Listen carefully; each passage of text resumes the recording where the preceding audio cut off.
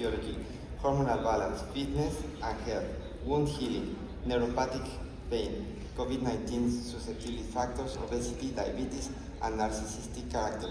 Dr. Sofra is an award-winning international speaker and faculty member of Euromedicom. Welcome, Doctor. Thank you. Thank you very much thank you for the invitation. That was a wonderful introduction, by the way.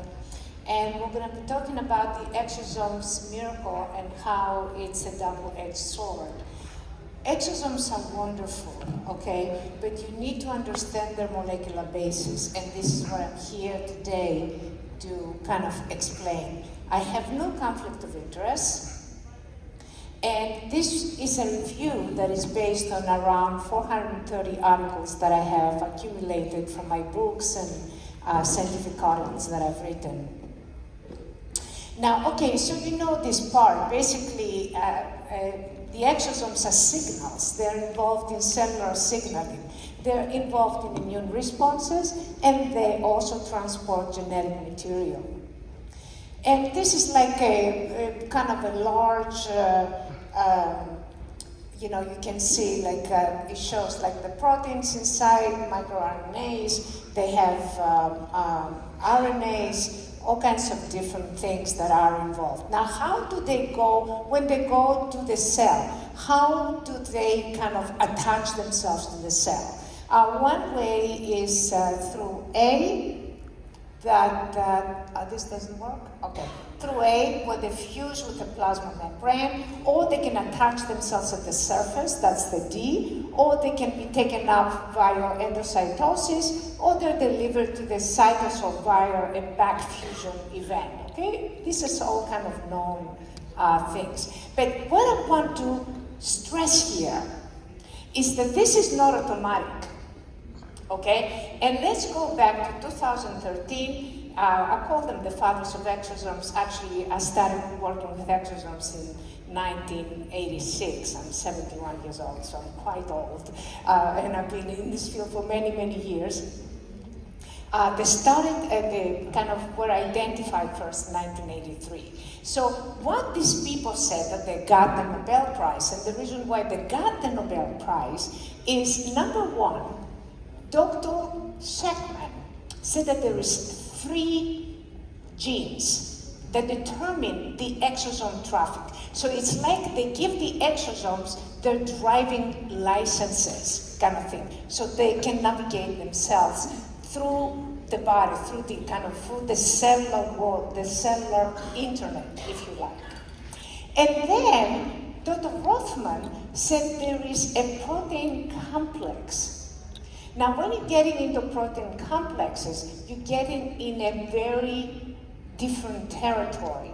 So that protein complex is, do you see this orange thing? Is how they hook on the cell. And it's a specific protein complex that can do that. And then you can see how the resonance can happen through calcium waves. This is the calcium waves in purple that basically unleash the contents of the exosomes into the cell. So when we're talking about the protein complex, any protein within that complex that is denatured is going to create nonsense signals. And so the proteins of the exosomes have to be compatible with the exosomes of the human body. And here is an example of a nonsense mutation over here that you can see here. Now, this is an article about what happens when the message of the protein goes awry. And a lot of bad things can happen, and you need to know that. Basically what happens, not only that particular protein is going to give a nonsense signals, but it will affect everything around it. And when it affects everything around it, this whole thing is going to start getting tangled, and it becomes like a fried egg. Like this is actually, a fried egg is an example of a denatured protein. So the reason why you see they have a problem with the Alzheimer's, they say it's because of protein denaturation. Actually, it's not just the protein denaturation. is also the calcium waves, because calcium levels have been associated with Alzheimer's disease. So it's more than what this article say. So we need the compatibility between proteins of the exosome and the proteins of the particular human that you're injecting into, and we need resonance. What is the resonance? The resonance is like the cable of the cable car, with the cable cars hanging from the telepheric, okay? So without that resonance, the resonance is like a trafficking, how the exosomes are going to find the way. It's a traffic, it's a direction, it's like the traffic lights and all the other signals that will help the traffic go smoothly. That is the resonance. So that's very important in how the system will work as a whole. And this is how you see every cell has resonance inbuilt, inherent in it. And you can see when you touch this, it's like music coming out of the cell. It's very interesting under the microscope. So this is basically the molecular dynamics and how that is affecting the entire process of these exosome transports. And now there is a new Nobel Prize, 2024. And in this Nobel Prize, they looked at how microRNAs have a very important role in post-transcriptional gene expression.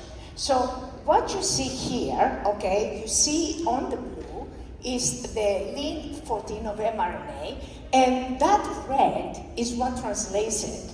Without this translation, it's not possible to be functional. It's like you are in China and you can only translate a very small part. Well, you're not going to understand what people are saying. So the mRNAs are extremely important in the translation.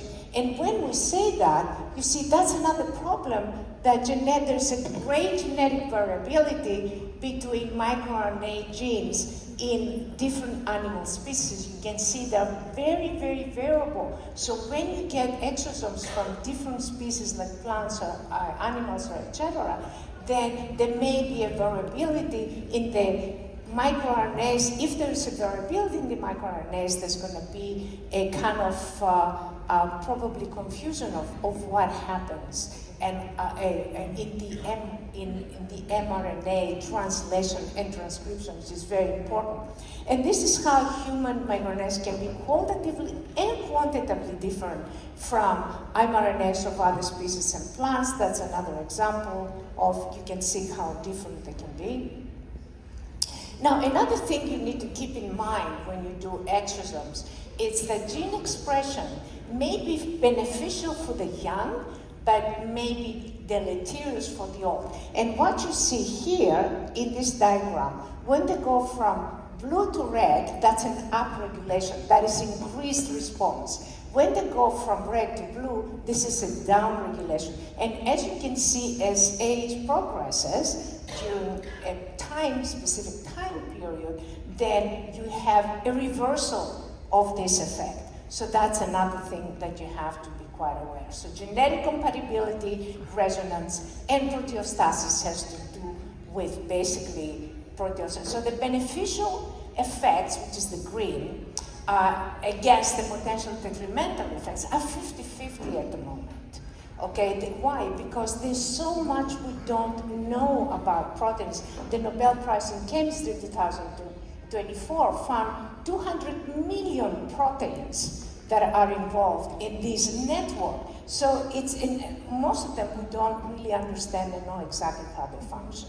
So exosomes can be extremely beneficial for cancer, and they can be deleterious for cancer. There's different studies that give you completely different results. And the other thing that you need to look at when you purchase exosomes is the preparation problems that may be there. So you see the ultra certification, you might get a 50% purity, and that can kind of include damage. In other preparations, it's a 95% purity, but because it's so pure, the exosome has no more signals, it's completely destroyed. So you have to kind of know and understand all of those factors when you kind of choose the company that you want to choose to get the exosomes, because exosomes have fantastic results, but they have also been involved in pathogenetic effects. And inflammation is extremely important. So people with high inflammation are not good recipients of exosomes. So they have, there is a lot of articles that say they have contributed in the development of several diseases. Why? This is again goes back to the proteins and the mutation of signals of proteins. So this is the unfolded state. This is a denatured protein. That's nonsense. It doesn't give the correct signal. It's like somebody, you ask directions, they send you the wrong way. Like they sent us today at the Banyan 2 room, that we had all around. It's right here. So, and that's the folded state. But I got good news for you. Resonance technology can actually refold proteins. So you can use it with exosomes to be safer. Why? Because it can renature the natural proteins, and you can see here an example of that.